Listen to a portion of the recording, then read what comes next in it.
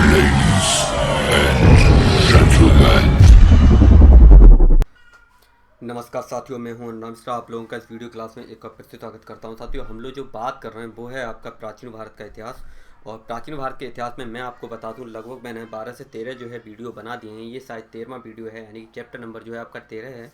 और इसमें जो हम बात करेंगे वो हो जाता है आपका साहित्यिक स्रोत जो हैं आपके चल रहे हैं। मैंने आपको जो है बताया था कि प्राचीन भारत को जानने के जो स्रोत हैं वो 3 भागों में बांटे जा सकते हैं, जिसमें पहला जो आ जाता है पुरातात्विक स्रोत, दूसरा आ जाता है साहित्यिक स्रोत और तीसरा जो है विदेशी विवरण। इसमें आपका मैंने पुरातात्विक स्रोत जो है मैंने करा दिया है, साहित्यिक में आपका चल रहा है। तो साहित्यिक में अगर मैं बात आपकी करूँ तो मैंने आपको बताया था प्राचीन भारत के इतिहास को जानने के स्रोत में साहित्यिक स्रोत को जो मैंने बांटा था धार्मिक और गैर धार्मिक के बारे में। तो यहाँ पर जो है धार्मिक में मैंने आपका हिंदू धर्म के बारे में, हिंदू धार्मिक साहित्य के बारे में बता दिया था, बौद्ध धार्मिक साहित्य के बारे में बता दिया था, जैन धार्मिक साहित्य के बारे में बता दिया था। अब आपकी बात आ जाती है गैर धार्मिक साहित्य, यानी कि गैर मतलब धर्मेतर कह सकते हैं, धर्म से इतर। इतर का मतलब होता है अलग, धर्म से जो जुड़ा हुआ नहीं था।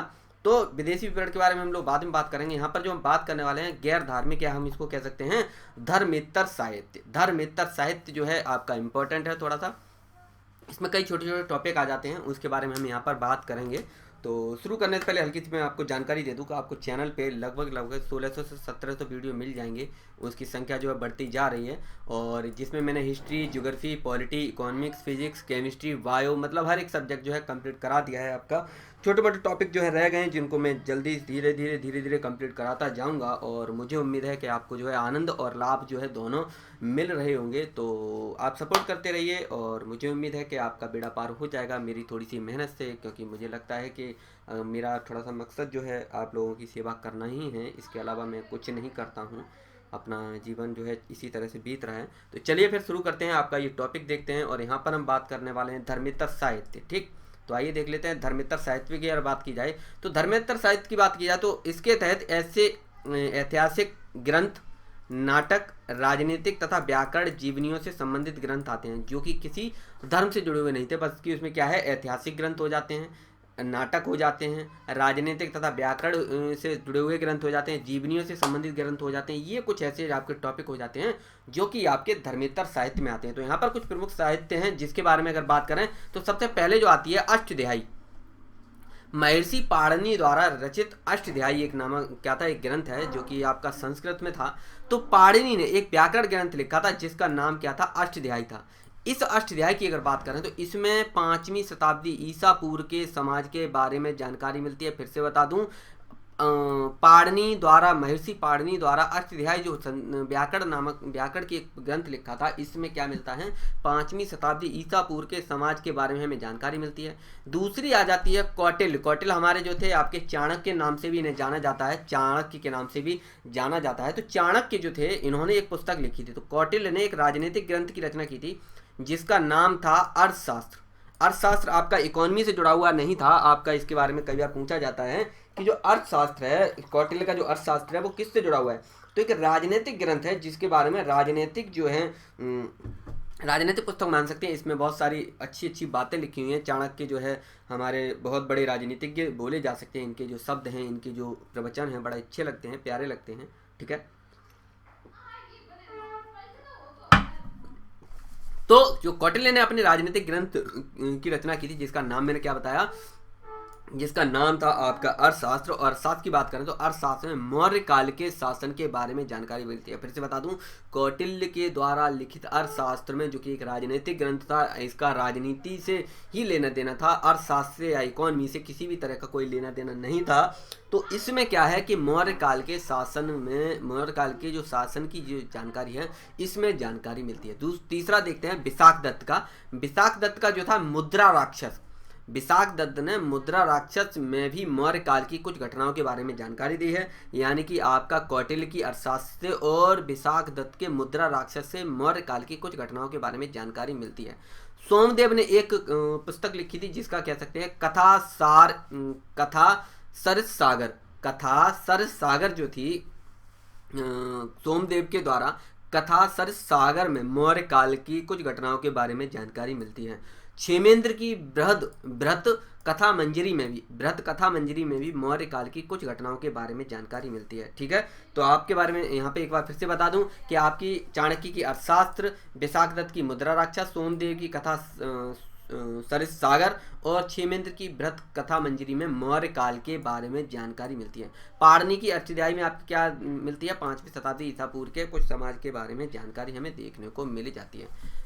नेक्स्ट बात करते हैं पतंजलि के महाभाष्य तथा कालिदास के मालविकाग्नि मित्र। फिर से बता दूं, पतंजलि का जो ग्रंथ था, पतंजलि का क्या था? महाभाष्य तथा कालिदास का क्या था? आपका मालविकाग्नि मित्र नाम से, मालविकाग्नि मित्र से शुंग वंश के इतिहास की जानकारी मिलती है। फिर से मैं जूम करके यहाँ पे दिखा दूं, यह है आपका मालविकाग्नि मित्र, जो की थी किसकी? आपका कालिदास के द्वारा लिखित थी। ये है आपका महाभाष्य, जो किसकी है? पतंजलि ने। ठीक है, तो पतंजलि के महाभाष्य से आपके शुंग वंश की और कालिदास के मालविकाग्नि मित्र से भी शुंग वंश के इतिहास की हमें जानकारी मिलती है। शूद्र के मृच्छकटिकम तथा दंडी के 10 कुमार चरित्र में गुप्त कालीन इतिहास के बारे में जानकारी मिलती है। फिर से बता दूं, शूद्र के मृच्छकटिकम तथा दंडी के 10 कुमार चरित्र में गुप्त कालीन इतिहास के बारे में जानकारी हमें देखने को मिल जाती है। बाणभट्ट के द्वारा लिखित हर्षचरित्र में हर्ष के समय प्रमुख घटनाओं के बारे में जानकारी मिलती है, जो थे आपके प्राचीन भारत के सबसे आखिर के जो राजा थे, जो कि आपका हर्षवर्धन थे। इनकी मृत्यु के बाद आपका मध्यकाल की शुरुआत हो जाती है। तो बाणभट्ट के द्वारा लिखित हर्ष चरित्र में हर्षवर्धन के समय कुछ प्रमुख घटनाओं के बारे में जानकारी देखने को मिल जाती है। जयानक के पृथ्वीराज विजय में पृथ्वीराज चौहान के बारे में जानकारी देखने को मिलती है। ठीक है, किसके? पृथ्वीराज विजय महाकाव्य में क्या मिलता है? पृथ्वीराज चौहान के बारे में हमें जानकारी मिल जाती है। ठीक, इतनी जानकारी यहाँ पर काफी है। नेक्स्ट और इसी में ही आगे बढ़ते हैं, तो बिल्हड़ के बारे में थोड़ी सी बात करते हैं। बिल्हड़ के विक्रमादेव चरित्र में कल्याणी के चालुक्य नरेश विक्रमादित्य षष्ठ के बारे में जानकारी मिलती है। फिर से बता दूं, बिल्हड़ के विक्रमांक देव चरित्र में कल्याणी के चालुक्य नरेश विक्रमादित्य षष्ठ के बारे में जानकारी देखने को मिल जाती है।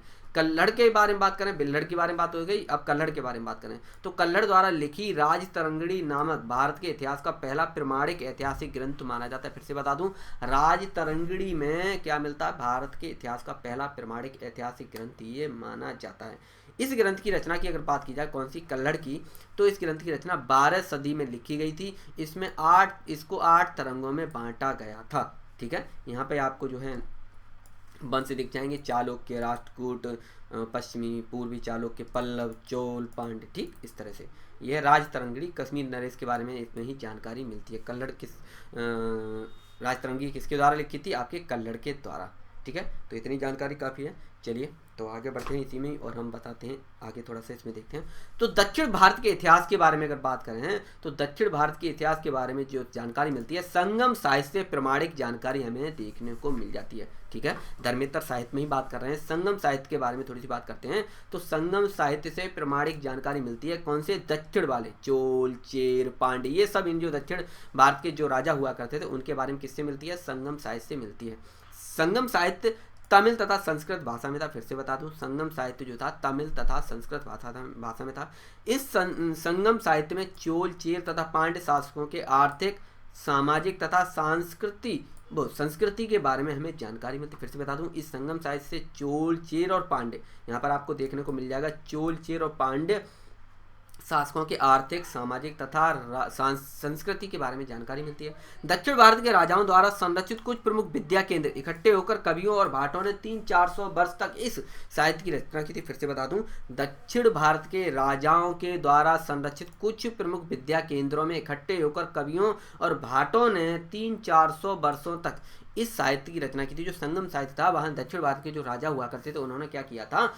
कुछ विद्या केंद्रों को, यानी कि कुछ जो सांस्कृतिक केंद्रों, विद्या केंद्रों को क्या किया? संरक्षित किया। संरक्षित करने के बाद उसमें कुछ जो कवि वगैरह और भाट वगैरह जो इकट्ठे हुआ करते थे, तो लगभग 300-400 साल तक वहाँ पर कुछ ग्रंथ, कुछ साहित्य वगैरह लिखे गए। उस सभी को क्या किया गया? संकलित किया गया। इन्हीं सभी रचनाओं को, उसी सभी साहित्य को क्या कहा जाता है? संगम साहित्य कहा जाता है। तो ऐसे ही साहित्यिक सभा को क्या कहते थे? संगम कहते थे। फिर से बता दूं, फिर से एक बार मैं आपको रिपीट करा दूं, मैंने बताया था दक्षिण भारत के द्वारा संरचित कुछ विद्या केंद्रों में इकट्ठे होकर कवियों और भाटों ने 300-400 वर्षों तक इस साहित्य की रचना की थी, और ऐसी साहित्यिक सभा को क्या कहते थे? संगम कहते थे।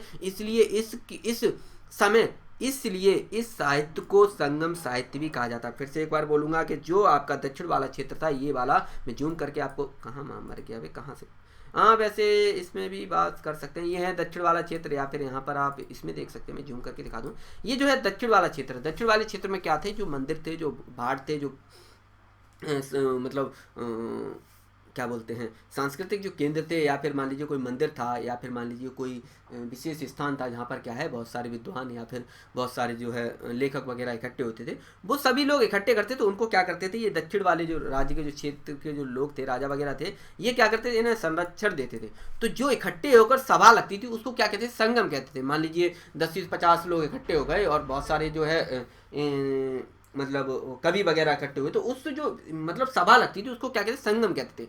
तो जो उस संगम के द्वारा जो साहित्य लिखा गया था या जो रचना की गई थी, उसी को क्या कह देते हैं? संगम साहित्य कह देते हैं। क्लियर हुआ ना?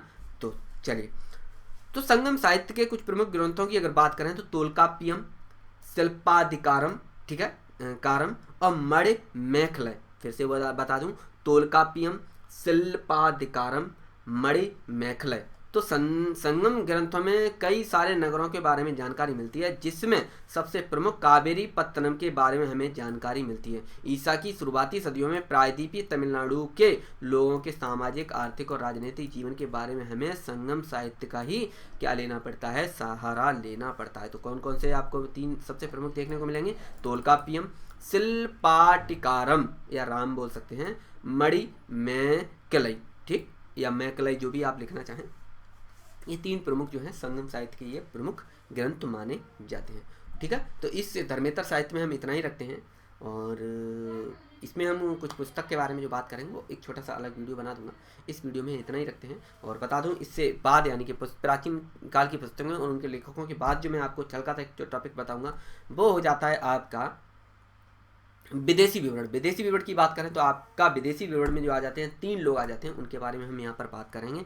जिसमें विदेशी विवरण की अगर बात करें तो आपका आ जाता है यूनानी लेखक, चीनी लेखक, तिब्बती लेखक और मुस्लिम लेखक। ठीक, तो यूनानी और रोम लेखक, इन 3 भागों में हम बांट के पढ़ेंगे, चीन लेखक और अरबी लेखक।